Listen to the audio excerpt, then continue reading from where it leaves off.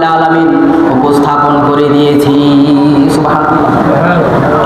আল্লাহ পাক অন্যত্র বলেন কিভাবে আমি উপস্থাপন করলাম, ওয়ালাউ আন্না মা ফিল আরদি মিন শাজারাতিন নাকলাম ওয়াল বাহরু ইয়ামুদ্দুহু মিন বা'দিহি সাব'আতা আবহুরিম মা নাফিদাত কালিমাতুল্লাহ।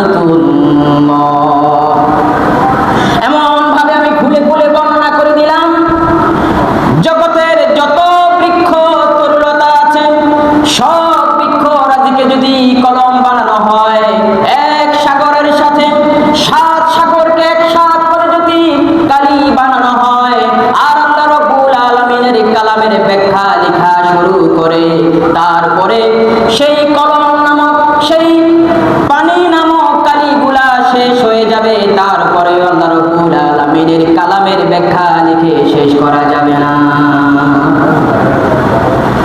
এইভাবে আমি খুলে খুলে বর্ণনা করে দিয়েছি মানবতার সকল সমস্যার সমাধান আল্লাহ রাব্বুল আলামিন কোরআনুল কারীমে দিয়েছেন। এই জন্য ইসলামকে বলা হয় Islam is the complete code of life.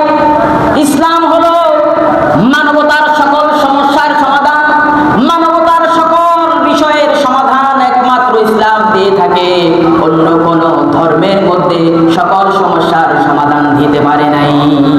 দিতে পারছে? দিতে পারে নাই, একমাত্র ইসলাম দিয়েছে। সুবহানাল্লাহ।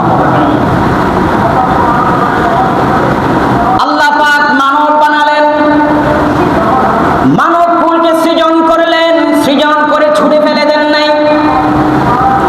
মানুষের অনেক কিছুর প্রয়োজন হবে, অনেক ডিমান্ড থাকবে, সেই ডিমান্ডকে ফুলফিল করার জন্য আল্লাহ রাব্বুল আলামিন সব কিছুর ব্যবস্থা করে দিয়েছেন।